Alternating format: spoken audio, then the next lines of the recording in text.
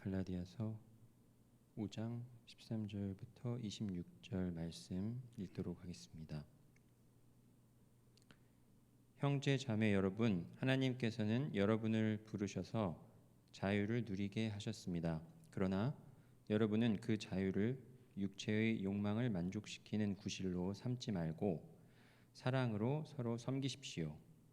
모든 율법은 네 이웃을 네 몸과 같이 사랑하여라 하신 한 마디 말씀 속에 다 들어 있습니다.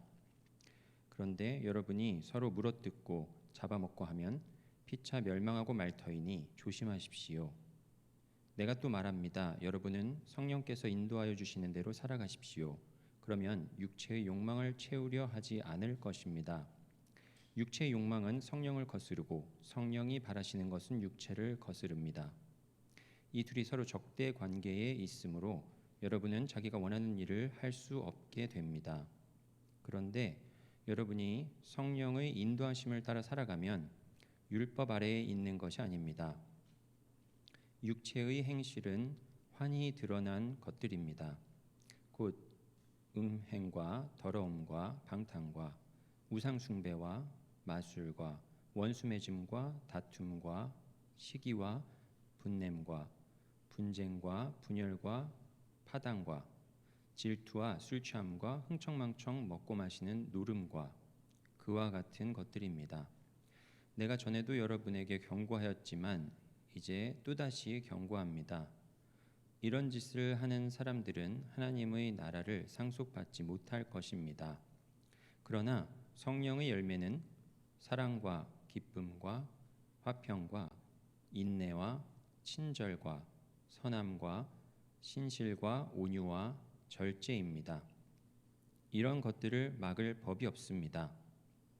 그리스도 예수께 속한 사람은 정욕과 욕망과 함께 자기의 육체를 십자가에 못 박았습니다. 우리가 성령으로 삶을 얻었으니 우리는 성령이 인도해 주심을 따라 살아갑시다. 우리는 잘난 체 하거나 서로 노엽게 하거나 질투하거나 하지 않도록 합시다. 이것은 하나님의 말씀입니다.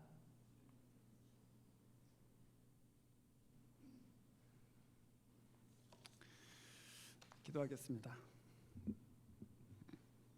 전능하신 하나님 아버지, 저희들 이 여름에 갈라디아서 가운데 있는 복음의 은혜를 함께 나누고 있습니다.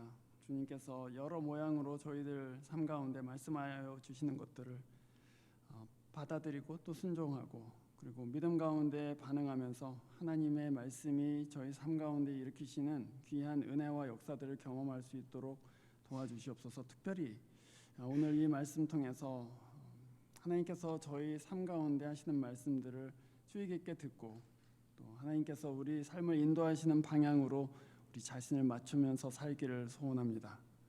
주님, 저희들에게 순종하는 마음 주시고 또한 믿음으로 반응할 수 있도록 인도하여 주시옵소서. 주 예수 그리스도 이름으로 기도합니다. 아멘. 오늘 이 말씀 본문에서 사실 가장 중요한 말씀은 바로 첫 절인 13절 말씀입니다. 13절을 제가 다시 읽어보겠습니다. 형제자매 여러분, 하나님께서는 여러분을 부르셔서 자유를 누리게 하셨습니다. 그러나 여러분은 그 자유를 육체의 욕망을 만족시키는 기회로 삼지 말고, 고쳐서 읽었습니다. 사랑으로 서로 섬기십시오. 거기 다 들어있어요. 사실 오늘 본문의 모든 내용은 그 13절 안에 다 들어있습니다. 그게 뭐냐면 하나님께서 우리를 구원하실 때 그 구원의 궁극적인 목적이 뭐냐고 할 때 자유다 이렇게 얘기하신 것입니다. 자유롭게 하려고 불렀다. 자유를 위해서 불렀다 이렇게 말씀하셨고요. 두 번째로는 그런데 그 자유를 자칫 잘못하면은 잘못 사용할 수가 있다 그렇게 얘기를 하셨고, 그리고 마지막으로는 그 자유를 잘 사용한다는 것은 사랑하는 것이다 이렇게 말씀하신 것입니다. 그러니까 부르심의 목적, 그리고 그 자유에 대한 오해, 그리고 그 자유를 어떻게 하나님의 의도대로 사용할 것인가 하는 그 세 가지를 13절에서 벌써 요약해 버린 것이죠. 그러니까 13절이 굉장히 중요하죠. 이 순서에 따라서 저희들이 자유의 비전이라는 그런 제목으로 은혜를 나누고자 합니다. 우리는 사실 지금까지 이렇게 갈라디아서를 쭉 보면서 이 갈라디아서가 결국에는 율법 아래에 있었던 사람들을 이제 그 율법으로부터 해방돼서 하나님의 은혜 아래 살게 되었다고 그렇게 계속해서 말하고 있다는 것을 발견하고 있습니다. 복음은 그래서 율법을 지켜서 하나님께 인정받는 것이 아니구나. 하나님이 이미 우리를 그냥 그리스도 안에서 인정해 주셨고 사랑한다고 또 자녀로 삼아 주셨고 그래서 우리가 우리 자신을 프루브할 필요가 없다는 것을 배웠어요. 교회를 열심히 나와서 하나님께 프루브를 받아서 천당 가야지 그거 아닙니다. 또 기도를 열심히 해서 헌금을 열심히 해서 봉사를 열심히 해서 하나님께 어떤 인정을 받아서 천국에 간다, 인정을 받아서 구원을 받는다 그런 것이 아닙니다. 은혜로 이미 받았고 그 받은 은혜에 감사해서 말하자면 리스판스하고 있는 거예요. 그래서 하나님을 섬기는 것이고 그래서 교회에 충성되게 일하는 것이고 그래서 이웃을 사랑하는 것이죠. 구원 받으려고 하는 것이 아니라는 것을 알게 됐습니다. 그러니까 해방된 것이죠. 율법이 더 이상 나를 얽어맬 수가 없는 것이구나 하고 해방되었다는 것을 알게 되었습니다.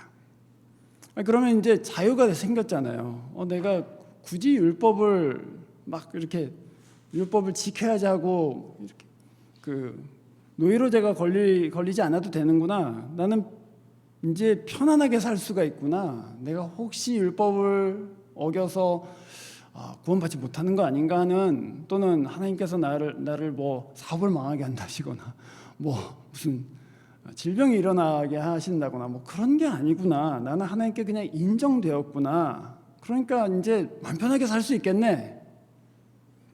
그래서 어떤 사람들은 이 자유가 내 맘대로 사는 것이다 라고 오해하기 시작했습니다. 그래서 이제 바울이 얘기하는 거예요. 그게 아닙니다.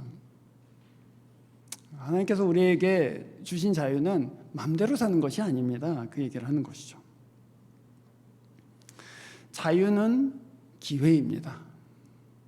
자유가 없으면 사실 기회가 없는 거예요. 왜냐하면 다른 사람이 또는 위에 있는 권위가 너 이거 해라고 말하고 내가 따라야 된다면 거기에는 기회라는 건 없죠. 내가 선택할 수도 없고 또 내가 무엇을 다른 길로 갈 수도 있는 가능성이 없잖아요. 그러니까 자유라는 것은 사실은 기회입니다. 내가 무엇을 따라 살 것인가 그것을 추지하는 기회이고요. 또는 내가 이것을 가지고 어떻게 할 것인가를 추지하는 선택하는 기회이기도 합니다. 그래서 오늘 이 13절에서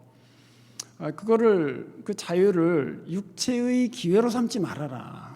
그리고 오히려 그 기회를 가지고 섬기고 사랑하는 그 삶을 살아가라 이렇게 말씀을 하셨습니다. 여러분 10밀리언이 생기면 뭐 하시겠습니까? 제가 1밀리언으로 질문을 할 때가 있었는데 요새 너무 인플레이션도 심하고 그래갖고 이제 1밀리언 갖고는 사람들이 1밀리언 갖고 뭘 해 이렇게 생각하는 것 같아요. 10밀리언이 있으면 뭘 하시겠습니까? 10밀리언이 갑자기 생겼어요. 뭐 한다고요? 지금 뭐라고 했는데 솔로몬 형제?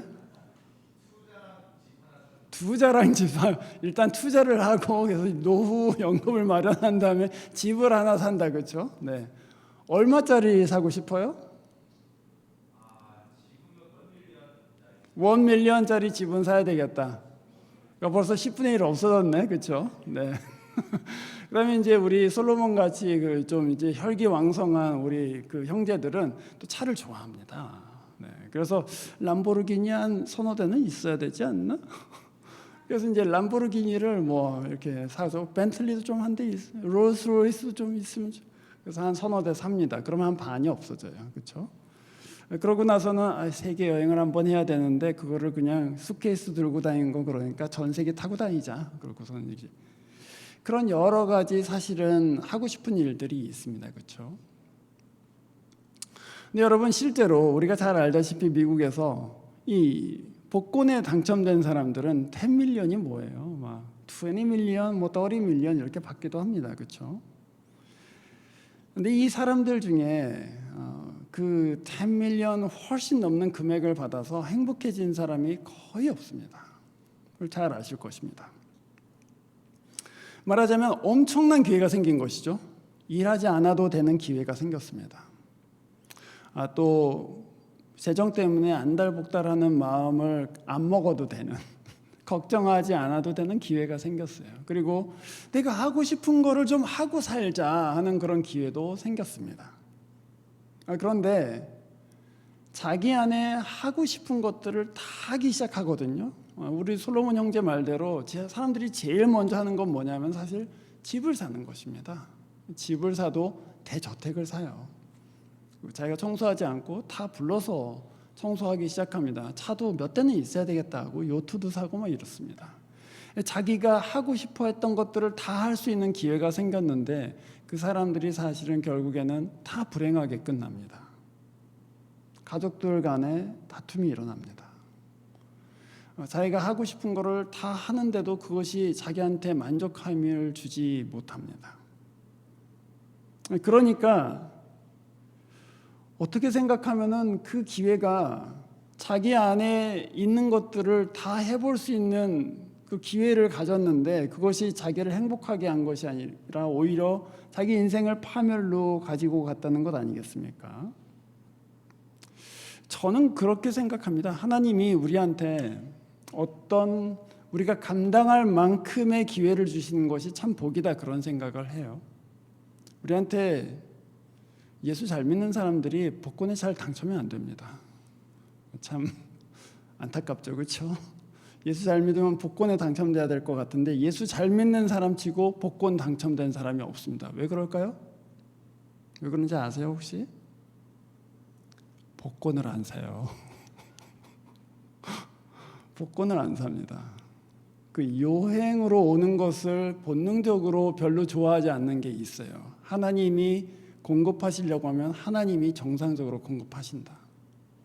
하나님이 나로 하여금 땀 흘리고 애써서 내가 감당할 수 있을 정도의 감당할 수 있을 정도의 기회들을 주시지 그렇게 엄청나게 주시는 거 나는 그렇게 별로 달갑지 않다. 복권 안 사요. 그러니까 복권이 잘 당첨이 안 돼요. 하나님은 우리에게 어떤 기회를 주실 때 우리가 감당할 수 있을 만큼의 기회들, 그 안에서 우리가 그 기회들을 잘 선용할 수 있는 내면의 건강함이 길러졌을 때 그런 기회들을 주신다는 생각을 합니다. 우리의 소원이 거듭나지 않았을 때, 우리 안에 있는 것들이 그저 육적이기만 할 때 하나님께서는 그것들을 기회를 엄청나게 주셔서 그것들이 다 튀어나오고 그것 때문에 우리 인생이 망가지는 것을 별로 원하시지는 않기 때문이죠. 오히려 네 소원을 내가 고치고 싶다 이렇게 말씀하시는 것입니다. 이 기회가 생기면은 내가 하고 싶은 걸 다 해야지. 그런데 그 하고 싶은 것이 좋은 것일 수도 있잖아요. 하나님 저한테 $500,000 주시면 고아원 지을게요. 하나님 저한테 포인트 1,000,000 주시면 그러면 저 이거 할게요. 그런 경건한 소망들이 있잖아요.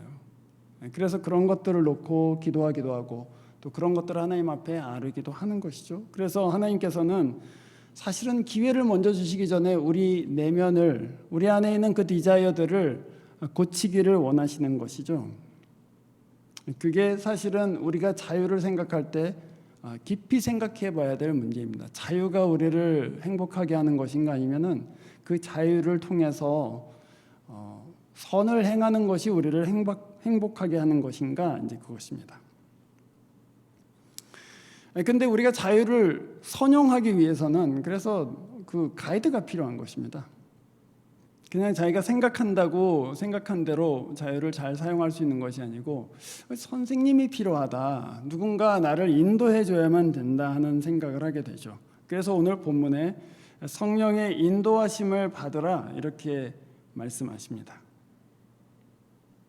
오늘 본문 16절에 내가 또 말합니다. 여러분들은 성령께서 인도해 주시는 대로 살아가십시오. 그렇게 얘기했어요. 자유를 위해서 불렀는데 그 자유를 가지고 잘 살기 위해서는 성령의 인도하심을 반드시 받아야 됩니다. 이렇게 말씀하시는 것이죠. 이게 성령이 인도한다는 게 무슨 말입니까? 성령이 우리를 어떻게 인도하십니까? 이제 그게 우리가 생각해 봐야 될 부분입니다. 저는 첫 번째로는 사실은 크게 두 가지로 생각해 볼 수 있는데, 첫 번째로는 하나님의 뜻을 저희들에게 드러내십니다. 그래서 우리 안에 있는 세상적인 욕망과 싸우게 하십니다.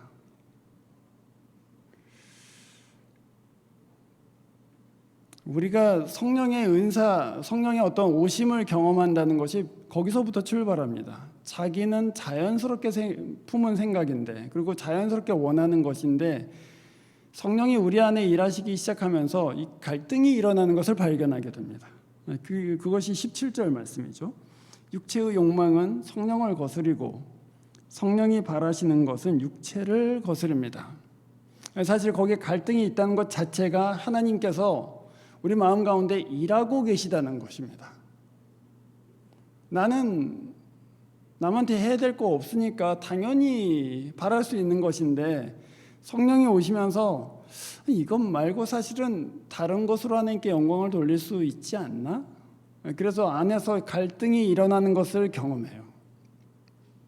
하나님의 뜻과 죄와 이렇게 부딪힌다는 것이 아닙니다. 죄는 당연히 그냥 이건 안 되지 그러고 제껴놓는 것이고, 내가 그냥 자연스럽게 할 수 있는 원함, 그런 것들인데, 하나님께서는 그것보다는 이걸 더 원하시는 것 같다 해서 안에서 갈등이 일어나요.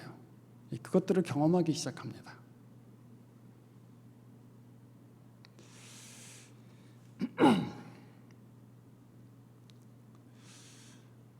그러면서 우리는 이게 하나님께서 내 소원을 다르게 인도하시는구나, 그냥 내 소원대로 살지 않고 하나님께서 주시는 소원을 따라서 살라고 나를 인도하고 계시는구나 하는 것을 경험하기 시작하죠. 그게 이제 첫 번째입니다. 하나님께서 뜻을 가르치셔서 내 안에 있는 세상을 분별할 수 있도록 인도하시기 시작하신다. 두 번째는 우리에게 새로운 소원을 주시는 것입니다. 오늘 여러분 주보에 빌립보서 2장 13절의 말씀이 있습니다. 잘 아시는 말씀이에요. 이 말씀을 한번 같이 읽어보겠습니다. 주보에 있는 빌립보서 2장 13절 말씀인데요.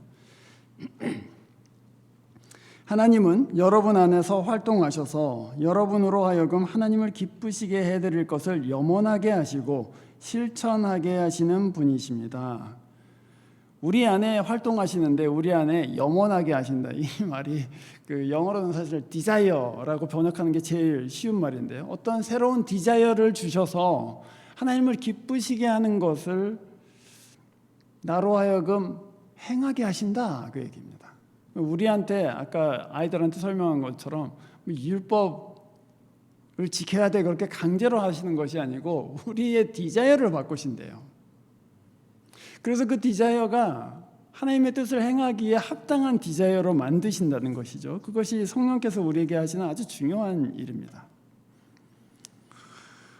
2007년 한국에서 2007년 추운 봄날에 새벽 3시에 이종록 목사님이란 분한테 전화가 한 통 걸려옵니다.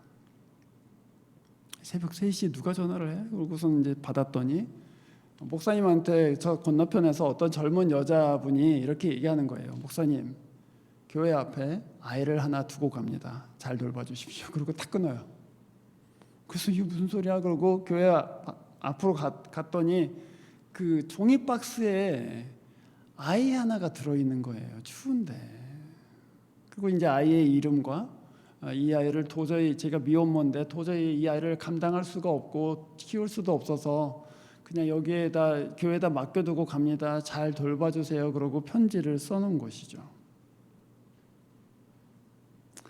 이 이종록 목사님은 2007년 훨씬 전에 한 10년 전부터 중증 장애 아이를 하나 가지고 있었습니다. 둘째 아들이 중증 장애여서 무려 14년간을 병원에 있다가 32살에 죽었습니다. 2009년에 죽었어요.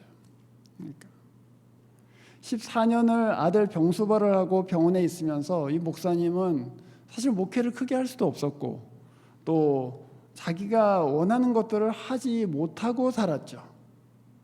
그런데 그 병원에서 자기 아들이 중증 장애를 갖고 있으니까 비슷한 사람들을 맨날 만나는 거예요. 그러니까 불쌍한 거죠. 불쌍하다, 짠하다, 측은하다. 그래서 돈 없고 가난하고 병들고 부서진 사람들에 대한 연민이 이 마음속에 사실 가득하게 됐어요. 10년을 그렇게 아들을 말하자면 건사하다가 2007년 새벽에 누가 자기 교회 앞에다가 아이를 그냥 두고 간 거죠. 아이를 보는데 불쌍하다, 그런 생각이 드는 것입니다. 그래서 거기서부터 이 아이를 데려다가 마치 자기 아이처럼 이제 돌보기 시작했습니다. 그랬더니 또 소문이 났어요.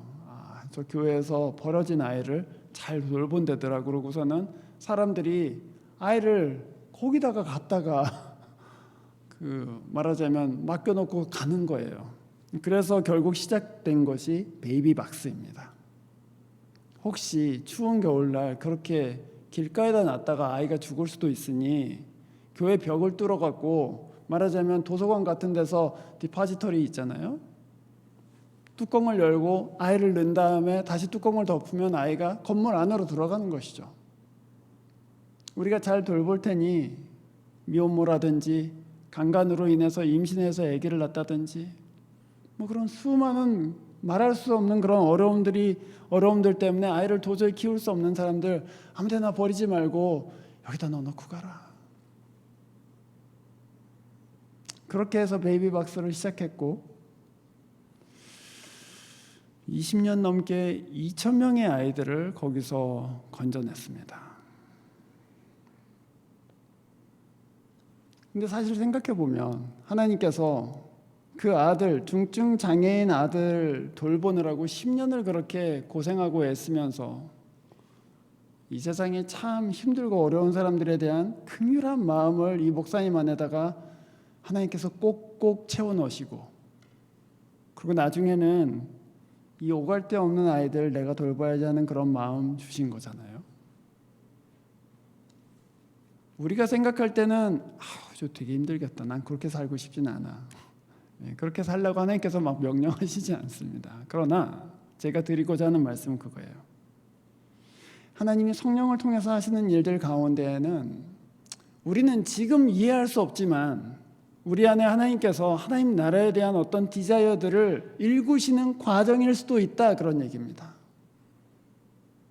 우리는 가난한 사람들하고 있고 싶지는 않아요. 아픈 사람하고 있고 싶지 않습니다. 스트레스 많이 주는 사람하고 있고 싶지도 않아요. 그렇지만 하나님께서 내게 그런 시간들을 통해서 어떤 디자이어, 어떤 긍휼, 또 어떤 안타까움을 창조하고 계시는 것은 아닌가. 그래서 우리로 하여금 하나님께서 원하고 또 사랑하시는 사람들을 돌보고 참아주고 혹은 인도할 수 있는 그런 마음을 내게 주시고 계시지는 않는가, 그 생각도 해보셔야 된다는 것입니다. 그게 성령이 하시는 일들 가운데 하나이기 때문이죠. 그래서 하나님께서 성령을 통해서 우리 안에 그런 일들을 하실 때 우리는 어떻게 할 것인가 하는 그런 질문이 생기죠. 그래서 두 가지로 말씀드릴 수 있을 것 같습니다. 어떻게 성령을 따라 사는가? 첫 번째는 정욕과 육체를 십자가에 못 박으라고 그렇게 말씀하십니다. 24절 말씀이죠. 그리스도 예수께 속한 사람은 정욕과 욕망과 함께 자기의 육체를 십자가에 못 박았습니다. 이렇게 얘기했어요. 정욕과 육체를 십자가에 못 박았다. 말하자면 로마서 6장 11절 말씀에 의하면은 죄와 세상에 대해서는 죽었고 하나님께 대해서는 자기 자신을 산 자로 여겼다, 그런 얘기입니다. 여러분, 이게 되게 중요합니다. 제가 지난 주일에도 말씀드렸지만 그리스도인이 자기 자신을 어떻게 이해하느냐가 굉장히 중요합니다. 그런데 오늘 이렇게 말씀하시는 거예요. 세상에 대해서는 죽은 사람으로 여겨야 된다. 그리고 나는 하나님께 대해서 살았다고 여겨야 된다. 죽은 사람 여러분 핀으로 막 찌르면 반응하나요? 반응하지 않습니다. 산 사람은 핀으로 조금만 찔러도 아유 아프다 이렇게 반응하잖아요. 세상에 대해서는 세상이 어떤 나한테 자극을 줘도 반응하지 않습니다. 나 그거 안 해. 나 그렇게 살진 않아. 그러나 하나님께서 옆에서 핀으로 조금만 찔러도 하나님 그렇게 말씀하십니까? 하고 살아있는 거예요. 자기 자신을 그렇게 여기셔야 됩니다. 물론 우리가 넘어질 때도 있고 세상이 자극 주는 대로 막 춤을 추기도 하고 기뻐하기도 하고 슬퍼할 때도 있지만 우리는 그렇게 믿어야 돼요. 나는 세상에 대해서는 죽은 사람이다. 그리고 하나님께 대해서는 산 사람이다. 이렇게 믿으셔야 됩니다. 그게 첫 번째예요. 그게 성령을 따라가는 첫 번째 길입니다.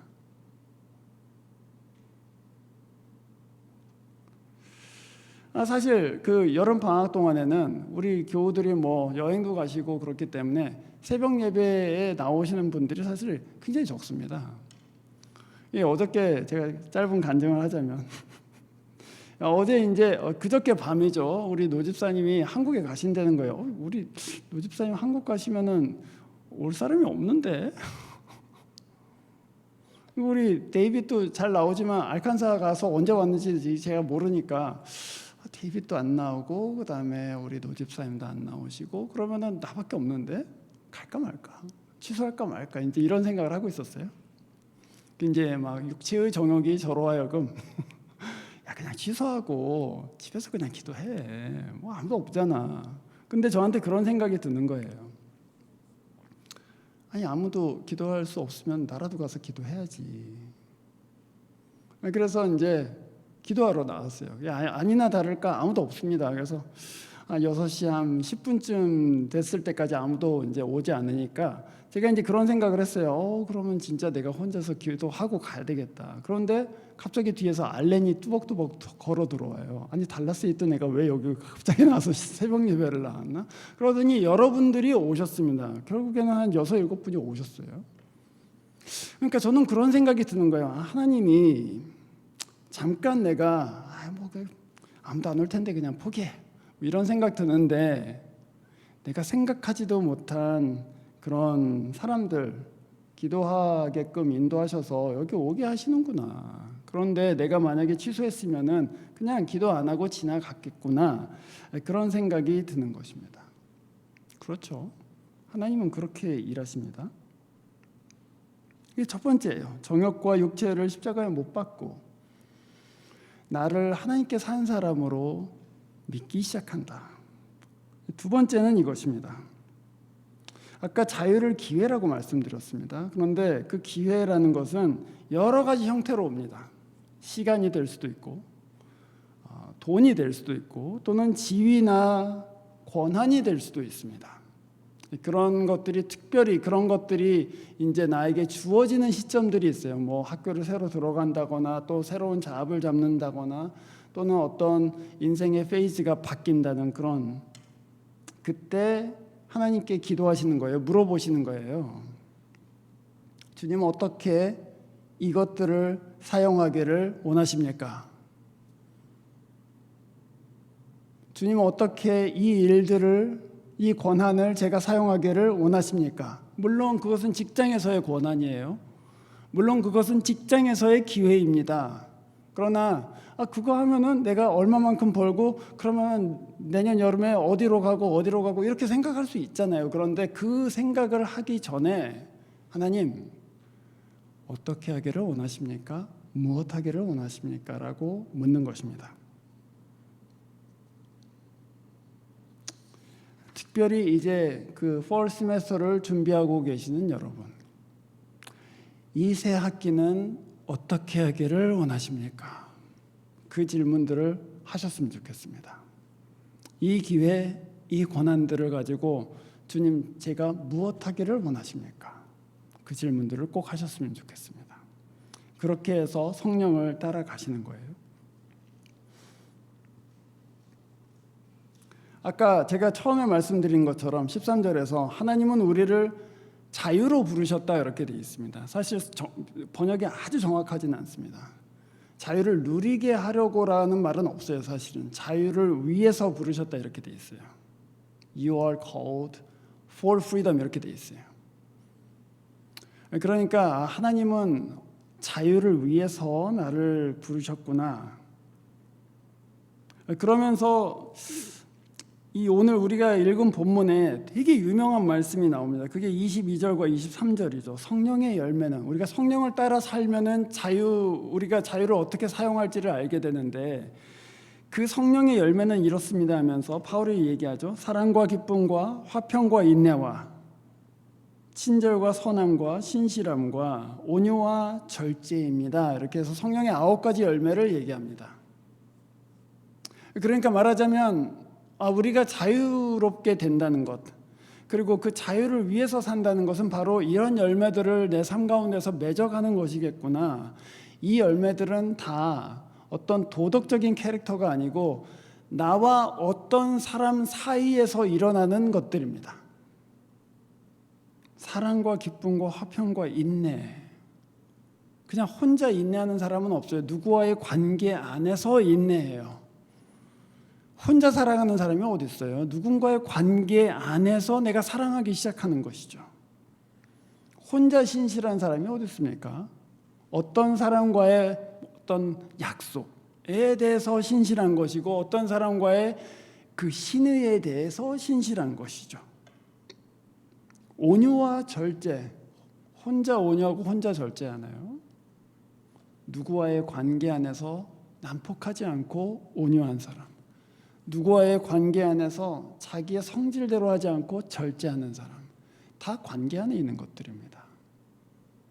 그런 열매를 맺게 되는 사람, 그것이 성령을 따라서 행하는 사람이 이르게 되는 자유인의 모습이라, 그런 얘기입니다. 그러니 여러분은 이 모습을 생각하시기를 바랍니다. 하나님이 우리로 하여금 우리가 나무라고 생각한다면 내 삶에서 이런 열매들을 맺게 하시려고 자유를 주시는 것이구나. 그 성령을 따라서 행하도록 우리를 율법이 아닌 성령으로 펄스웨이드 하시고 설득하시고 또 인도하시는구나 하고 생각하는 것이죠. 이 비전은 예수 안에서 분명하게 드러났습니다. 이게 나무로 생각하면 그런 건가 보다 하고 생각하지만, 이 비전은 사실은 예수 안에서 완전하게 드러난 자유한 사람의 비전이죠. 그래서 오늘 주보에 있는 두 번째 말씀을 보시면은 마가복음 10장 45절의 말씀인데요. 이렇게 되어 있습니다. 한번 이것도 같이 읽어보겠습니다. 인자는 섬김을 받으러 온 것이 아니라 섬기러 왔으며 많은 사람을 구원하기를 위하여 치를 몸값으로 자기 목숨을 내주러 왔다. 그 안에 다 들어 있습니다. 그것이 하나님께서 우리에게 자유롭게 행할 때 맺게 되는 가장 완전한 사람의 모습이구나. 내 욕망대로 하지 않고, 기회가 생겼으니 내가 원하던 것들을 다 하는 사람이 아니라, 그 왕이죠. 그 기회가 왔을 때 나를 내어주는 사람, 그 기회가 왔을 때 누군가를 짠하게 여겨서 내 기회를 통해서 그를 도와주려고 하는 사람, 심지어는 내가 십자가를 지고 내 안위가 위태로운 상황까지 갈지라도 이거 하나님의 뜻이니 내가 해야 되겠다는 그런 디자이어를 갖고 있는 사람, 그 비전을 하나님께서는 갖고 계십니다. 우리 각 사람한테. 그래서 그 비전의 사람으로 우리를 빚으시려고 자유를 주신 것이죠. 그러니 여러분, 이 그리스도의 영광스러운 삶을 묵상해 보시기를 권합니다. 이 그리스도를 따라가셔야지만 합니다. 이 세상에서 왕처럼 살려고 했던 내 마음 가운데 있었던 여러 가지 욕망들이 있죠, 물론. 그러나 아니다. 그것이 아니라 나는 그리스도를 따라가고 나는 하나님께 살아있는 사람으로 살기를 원한다. 그래서 이 그리스도를 묵상하실 수 있기를 바랍니다. 그러면 마치 하나님께서 십자가를 진 후에 이 예수 그리스도를 죽은 자 가운데서 살려 지극히 높이신 것처럼, 이 땅에서는 혹시 우리가 원하는 만큼 행복하지 살지 못하고 우리가 원하는 만큼 하지 못할지라도 마지막에 주님께서 심판하실 때, 우리를 하나님의 나라로 인도해 주실 때 지극히 높여주실 것입니다. 기도하겠습니다.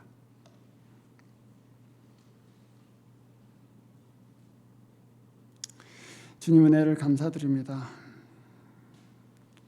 우리는 예수 믿는 것, 우리 자신을 위해서 믿을 때가 많았고, 또 우리 자신의 어떤 욕심들, 욕망들, 소원들을 위해서만 살았을 때가 많이 있었으나, 오늘 주님께서는 저희들을 우리 욕심으로부터도 자유케 하시고 또 하나님 앞에서 자유인으로 살게 해주시니 감사드립니다.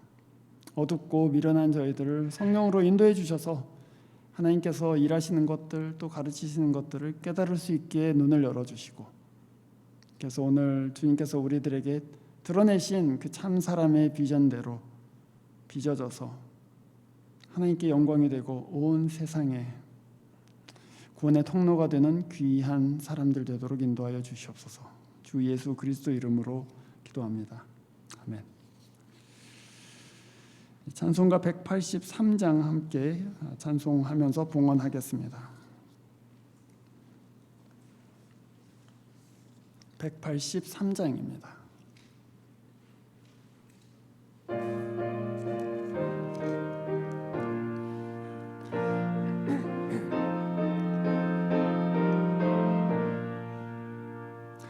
빈들의 마른 풀같이 시들은 나의 영혼, 주님이 약속한 성령 간절히 기다리네. 가물어 메마른 땅에 단비를 내리시듯 성령의 단비를 부어 새 생명 주옵소서. 반가운 빗소리 들려 산천이 춤을 추네. 봄비로 내리는 성령 내게도 주옵소서. 가물어 메마른 땅에 단비를 내리시듯 성령의 단비를 부어 새 생명 주옵소서. 절 따라 우로를 내려 조목이 무성하니 갈급한 내 심령 위에 성령을 부소서. 가물어 메마른 땅에 단비를 내리시듯 성령의 단비를 부어 새 생명 주옵소서. 참되신 사랑의 언약 어길 수 있사오랴. 오늘의 흡족한 은혜 주실 줄 믿습니다.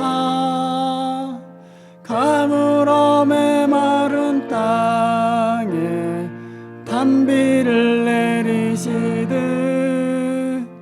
성령의 단비를 부어 새 생명 주옵소서. 아멘.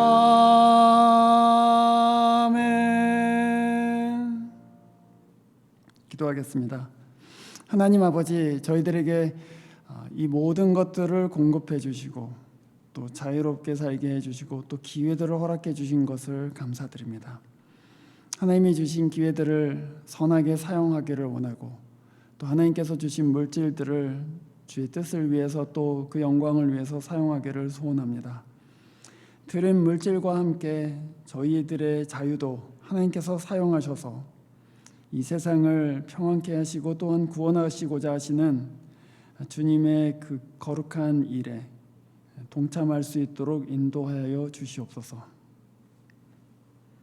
하나님께서 여러분을 모든 죄와 육체의 정욕으로부터 자유케 해주시기를, 주 예수께서 여러분 마음에 하나님의 자유 가운데 사는 영광을 분명하게 보여주시기를, 또한 거룩하신 성령께서 이웃을 섬기고 살리는 그 생명의 열매를 맺게 해주시기를 간절히 축원하옵나이다. 아멘.